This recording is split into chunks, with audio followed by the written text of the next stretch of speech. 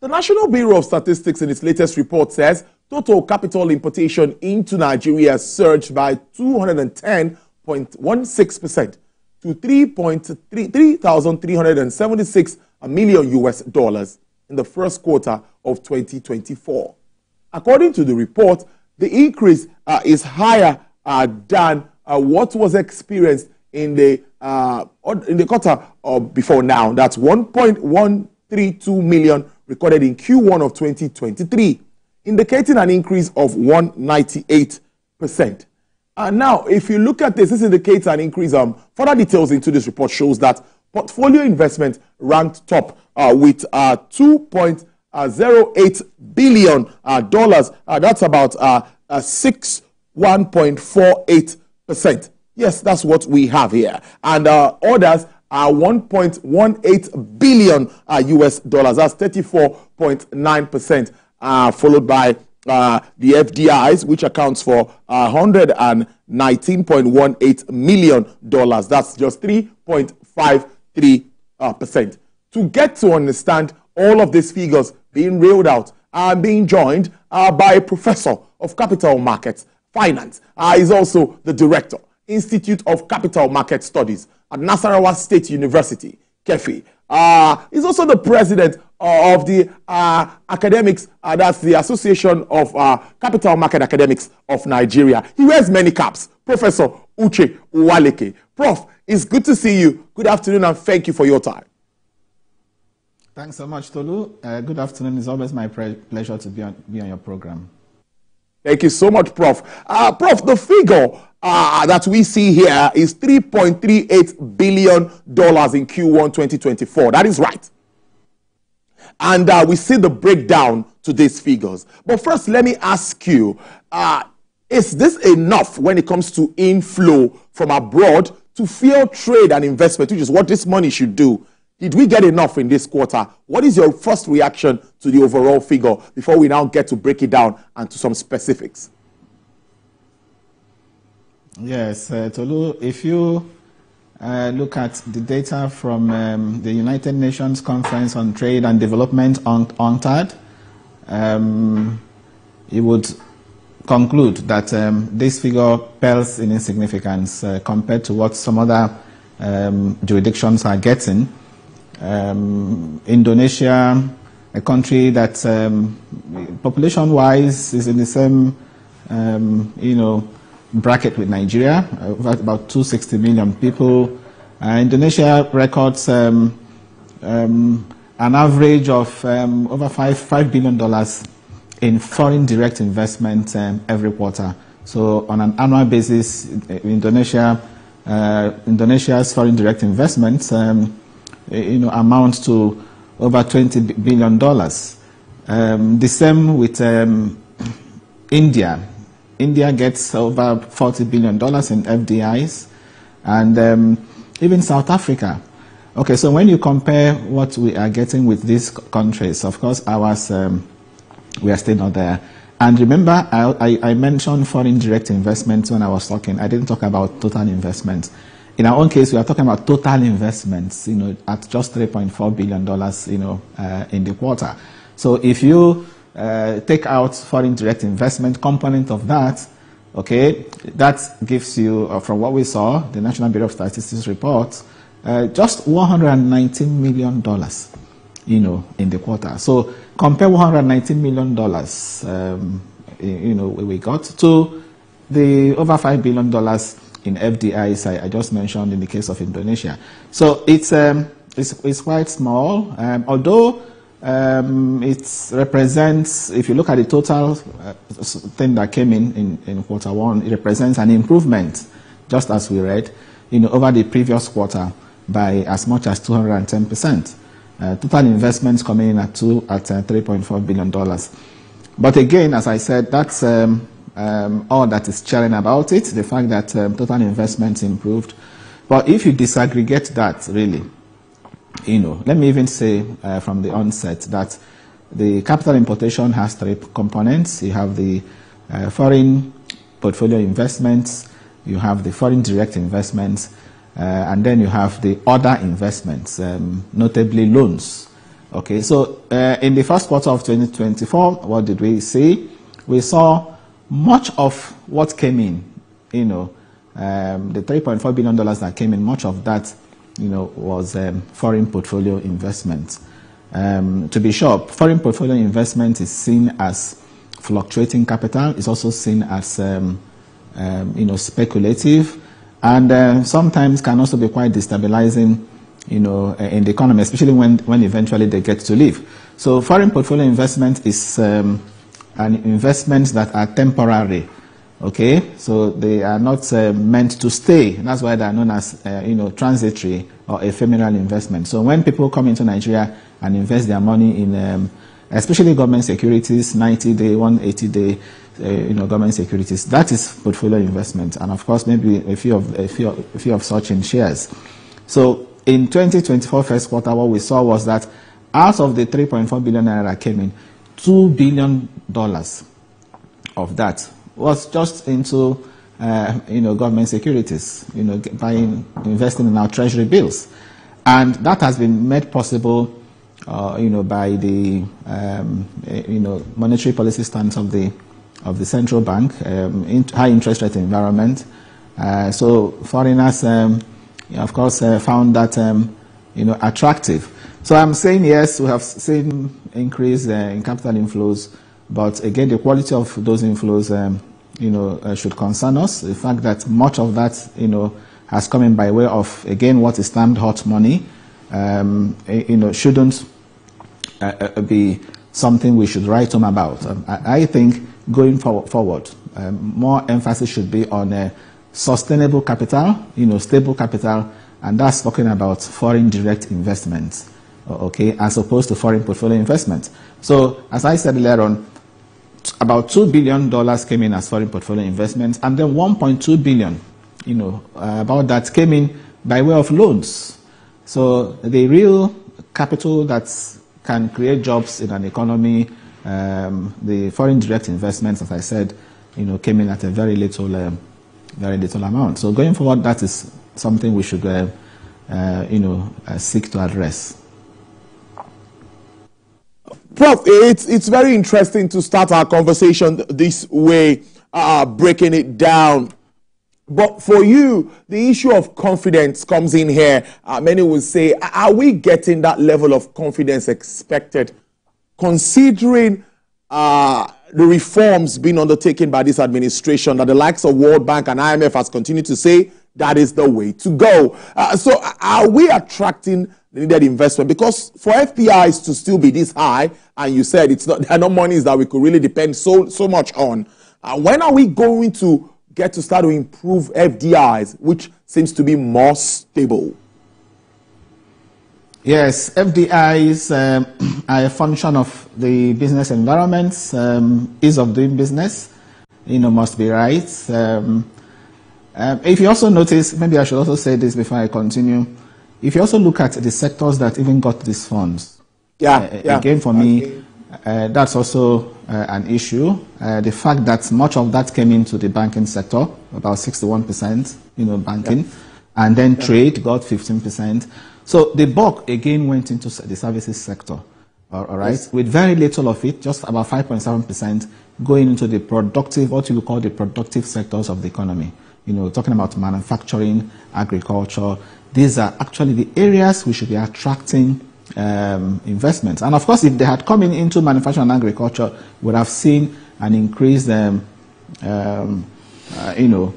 proportion of foreign direct investments in the total capital importation recorded in Q1 of 2024. So essentially, for FDIs to improve significantly, we need to do a lot about the business environment. When we talk about business environment, it's a whole lot of things. The fact that businesses are complain today about multiple taxes.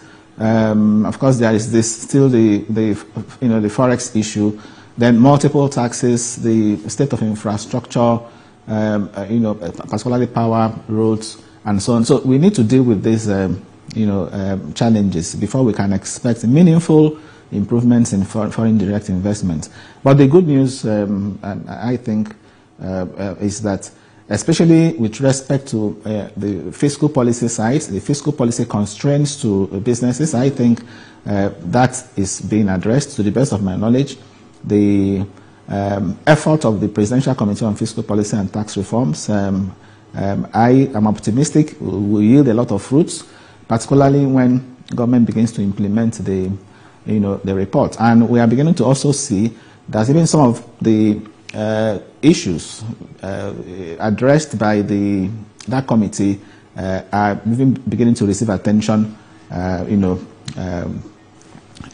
by the government. We've seen in recent times government, giving some waivers of in terms of the withholding tax credit, for example, and issues around exempting small businesses from certain taxes. So I think the idea of at least getting that space right, the tax issues, having to streamline taxes, all these will help to improve the business environment going forward.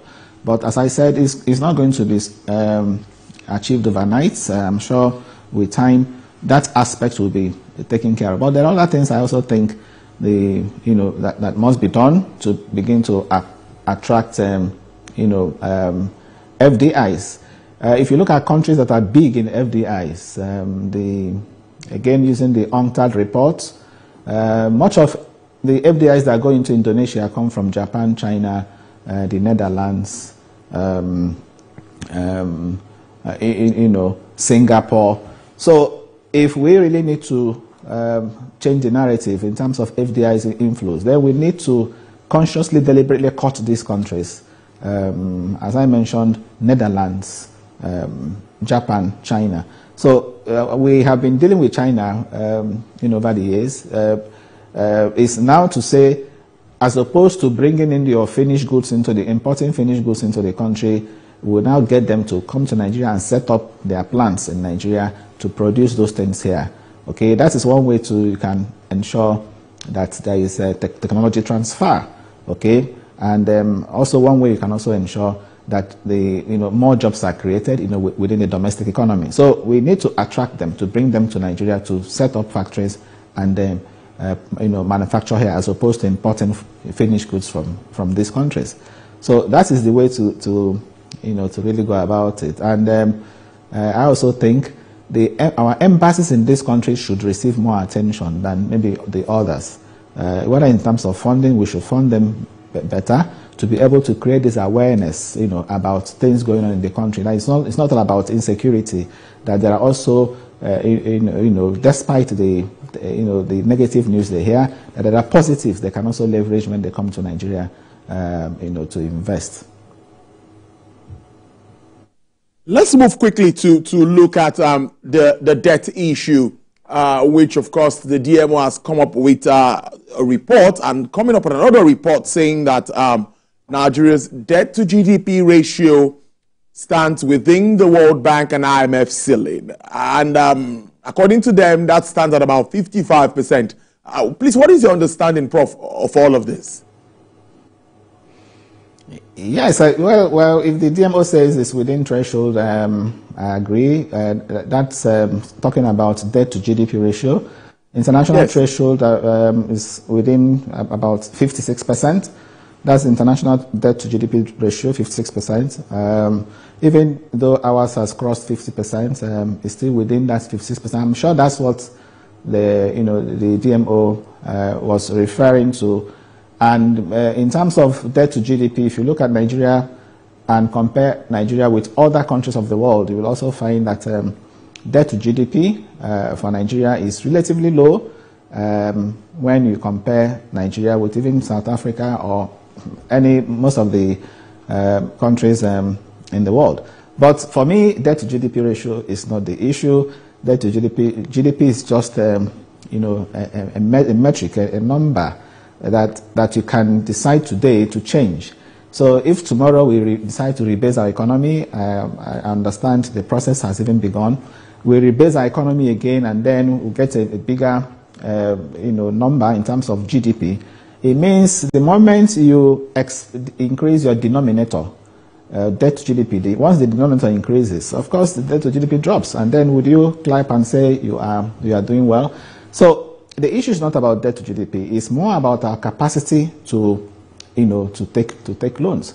It's more about our capacity to service the loans we have taken. So that's why for me, what's more important is the debt service to revenue ratio, capacity to absorb debt, capacity to in terms of debt sustainability, what should be prominent should be, out of the 1 naira you earn, how much do you spend servicing your debt? So that's for me more important, debt service to revenue. And if you check over the years, our debt service to revenue ratio has been one of the highest.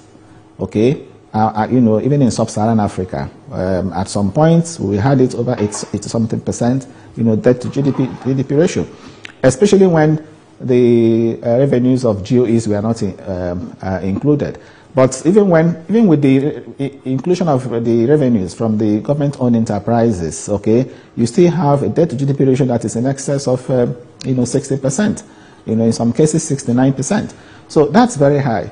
An interpretation of that is that for every $1 you earned, let us even talk in dollar terms, you earn $1, you spend as much as 70 cents, servicing debt. So that leaves you with very little to even meet up with your recurrent spending, let alone capital.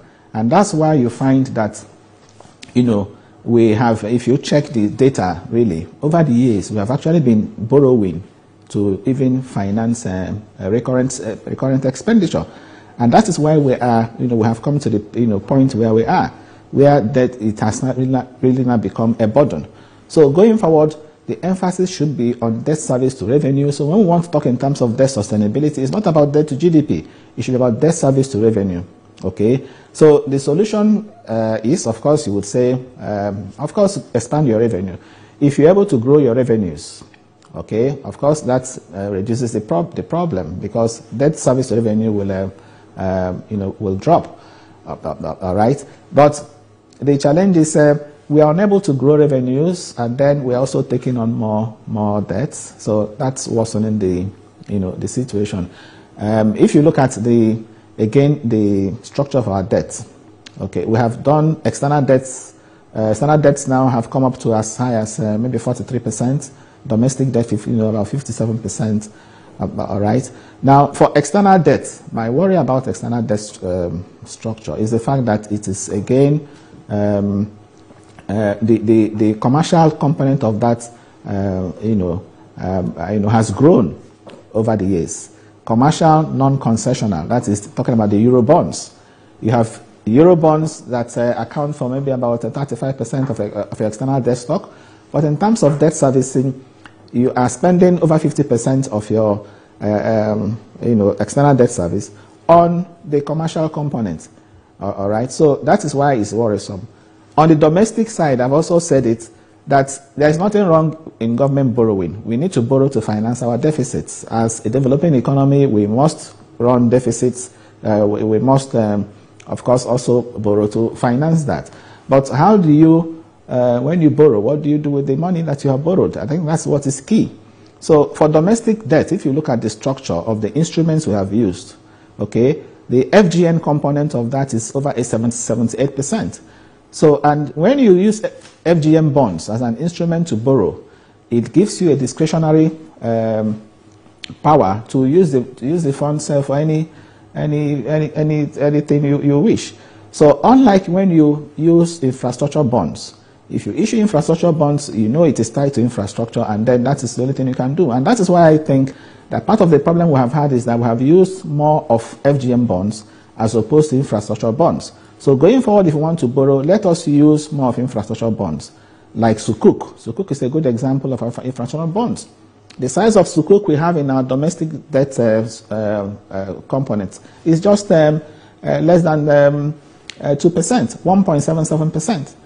So out of our total domestic debt stock today of about 62 trillion naira, just 1 trillion has been represents outstanding Sukuk. And yet, when you go around this country, you see Sukuk signposts, projects, being undertaken just by $1 trillion. Imagine if you were to triple that, or if you were to, have up to, say, 5 trillion naira worth of loans coming from Sukuk. That means the projects will be more. So the point I'm making is that the strategy, the approach to borrowing has to change. When we want to borrow, we have to make sure that loans are tied to infrastructure. Loans are tied to things that will eventually generate revenue. Because if you have good infrastructure today, if you have good roads, if you have the inflation rate will come down. The business environment will be such that businesses will come, and you can even raise revenues from the taxes that businesses will be paying, because they will be profitable. Okay, so it's a win-win thing. It's something we should seriously consider. So we shouldn't just be borrowing for borrowing's sake or to finance recurrent expenditure. Borrowing must be tied to projects. Yes, and that's also the one way you can easily measure and monitor, account for those, as opposed to just using FGM bonds. So that's the point I want to make. Professor of Finance and Capital Markets, Nasarawa State University, Kefi, Director also of the Institute of Capital Market Studies at the same university, Nasarawa State University, Kefi, Professor Uwaleke. Thank you so much. It's always good having you on the program. Enjoy the rest of your day. My pleasure, Tolu. Thank you. All right, moving forward, we'll shift our conversation